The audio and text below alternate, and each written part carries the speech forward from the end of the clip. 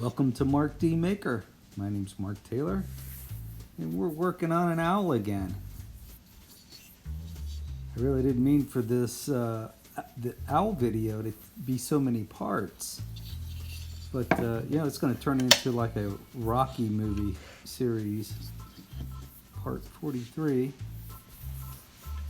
Anywho, so we're going to be working on the tail feathers today, doing some burning. I first wanted to thank all my subscribers. I've reached over 1,000 subscribers. I am absolutely delighted. I do need to thank some people. There are some great wood carvers out there that have some awesome channels that have really helped me out. Gene Mercer. If you have a chance, check out Gene's channel. He's an excellent flat plane carver. We have Jordy from Carving Fusion. Ben from Studio on the Lake. Rob from Just Carve Rob. All these carvers. I'm a super fan of them. If you listen to them, they're the kind of people I could just hang out with all day and talk carving and have a coffee and laugh, because these guys can tell some stories. So if you have a chance, check out these carvers. They have excellent channels. They're worth watching.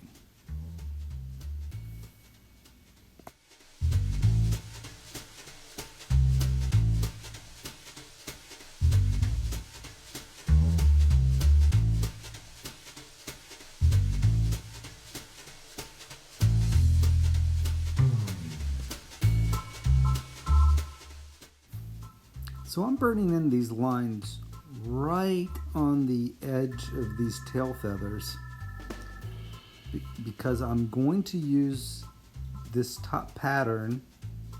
I had a pretty good reference to get this top pattern of the feathers, but not the underside. That's okay. These feathers on the top are only one feather deep. So in other words, what's on top here is going to be reverse on the bottom. So by marking the edges like I did, I'll be able to reference where those feathers are.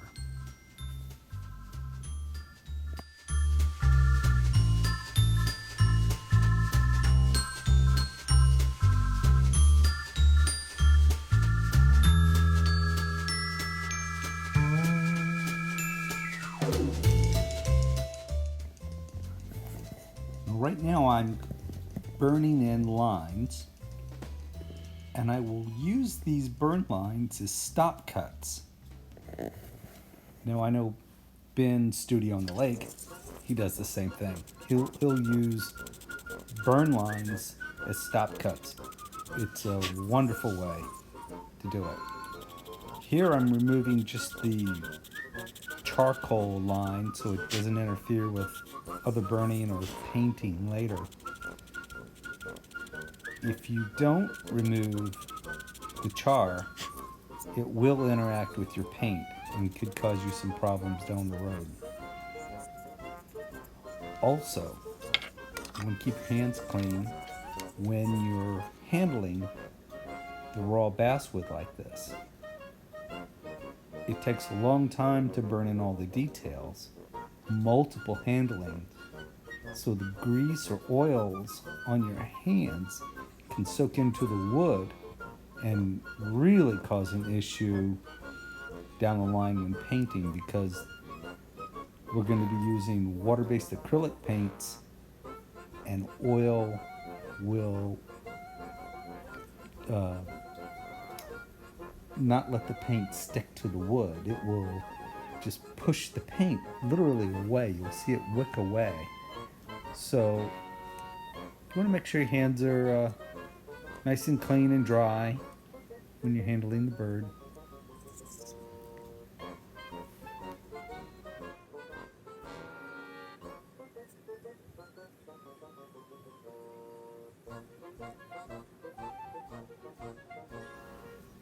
So this is all sped up 2 times the speed. And you can see as I plant the burner, and as I pull it, I'm twisting to get that arch. I'm twisting it in between my fingers and pulling it down. Not burning too heavy, but deep enough. And right there, this is a split. I'll come back and do a whole bunch of those later. Here's some more splits. And this is pretty important to get kind of a realistic feel. These birds are hunters. They kill to be able to survive. Their feathers are not perfect.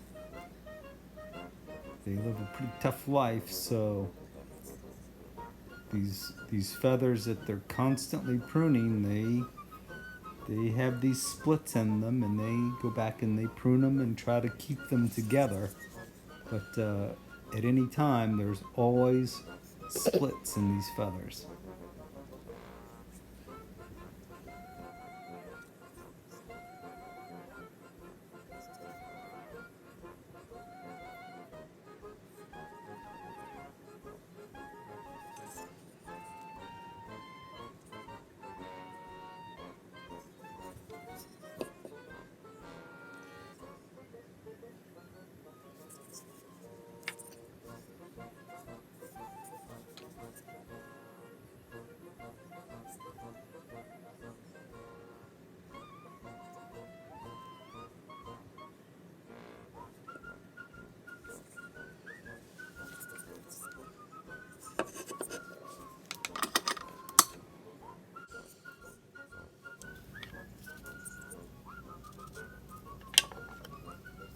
So here I realized I got a little ahead of myself. I burned in the splits before I actually relieved the wood around the feathers, so no big deal. I'll just go in and relieve the wood here and make these notch cuts to make the bottom sides of the feathers more easily detectable.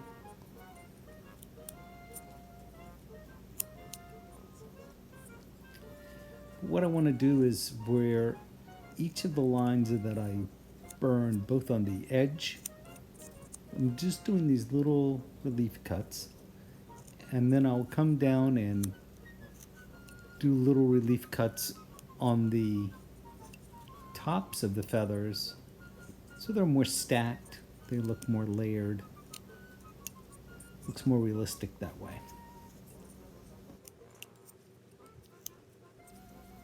Now if you notice, I'm using a number 11 X-Acto blade and not a fancy carving knife. And I do that on purpose at times to show, especially beginners, you don't need a really fancy carving knife. You can actually do some beautiful wood carving with just a number 11 X-Acto blade and a handle. You could probably buy that for $4 or $5 and get started. So no excuses. Just go ahead. You can start like that. You don't even need to know how to sharpen a knife. You can simply use the X-Acto blade and change it out, and you're well on your way. And a nice carving knife is nice, it feels good in the hand. I encourage them later, but if you're just starting, this is perfectly fine. Nothing wrong with it. As you can see, I'm using it, and I've been carving for 30 years. So go ahead and use it.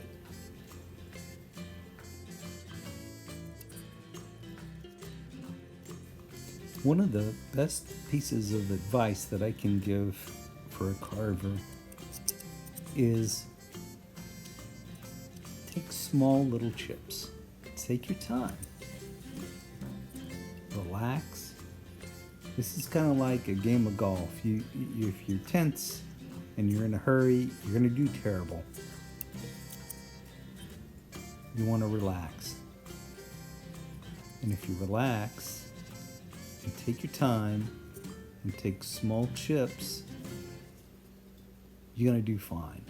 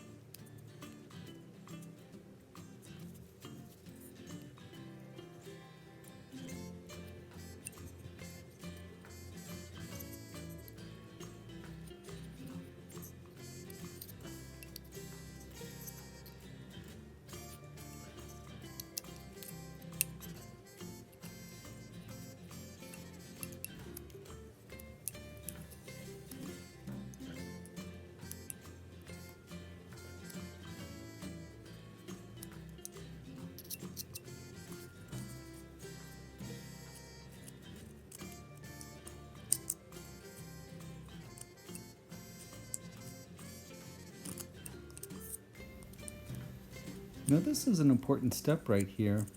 What I'm doing is the edge of this feather, the tail feathers are kind of thick right now, and so what I'm doing is undercutting slightly these tail feathers.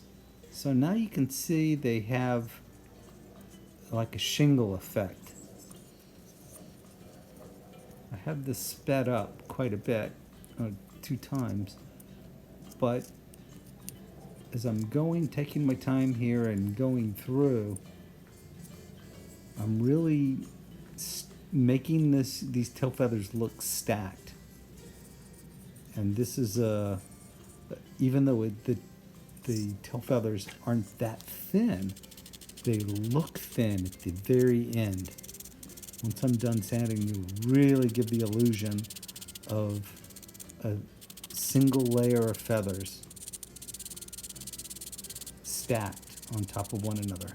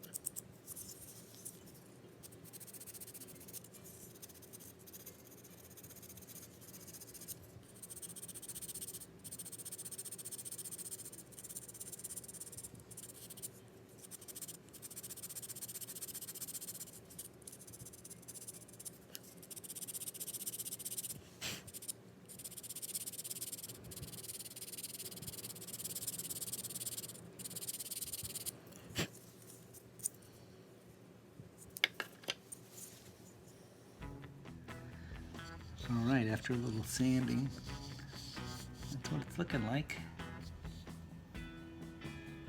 A little bit more sanding and then we'll burn in the rest.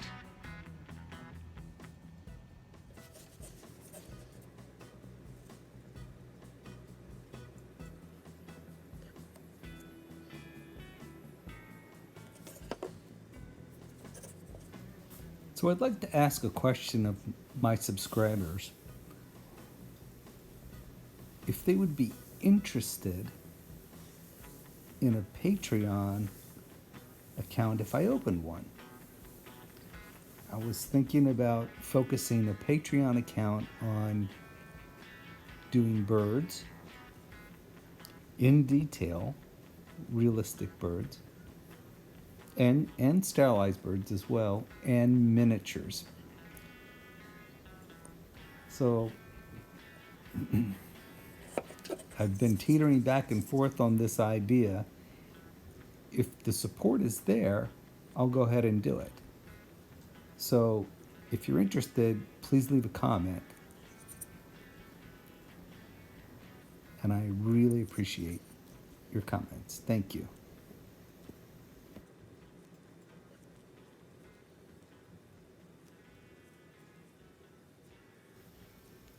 Now, as you can see, my little finger there is supporting the work and steadying my hand. This is so important. I don't care if you're a sculptor, a painter, a carver, a wood burner, whatever you're doing, if there's precision involved, you're going to brace your hand somehow against something. Now, in the old days, painters used to be called mullers, and there's a muller stick. And that's the stick that you see. It's a stick and it's got a leather ball on the end, and they put it up against the canvas and they paint. That's what they used to use back in the day. Some people still use them. I use my hand. Or whatever. Bracing your hand for detail work is critical, whether you're drawing or painting or whatever you're doing.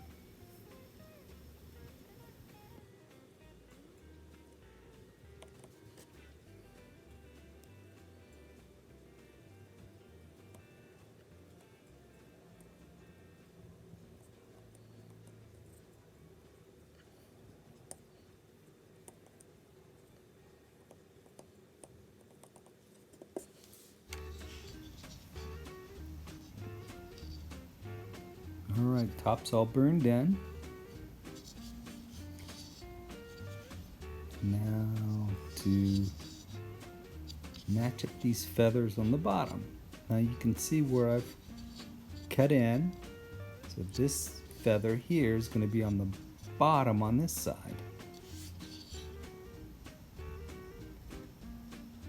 And these feathers are going to overlap it. So you can see how this feather's on the bottom now. It was on the top, now it's on the bottom. These two feathers are on the top.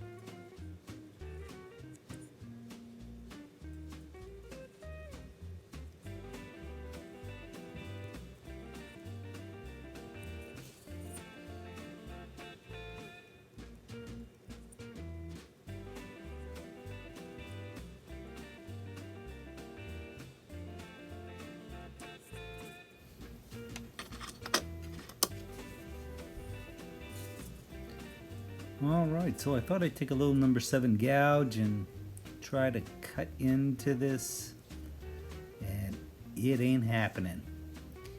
So coming across the grain was a little more successful, but still pretty tough. So what I did is go in with an X-Acto, clear that out. I sanded it. And what I'll end up doing is just taking a small ruby ball, going in and relieving the work with that. And I'll pick up with this in my next video. So please share, like, subscribe. I'll see you next time.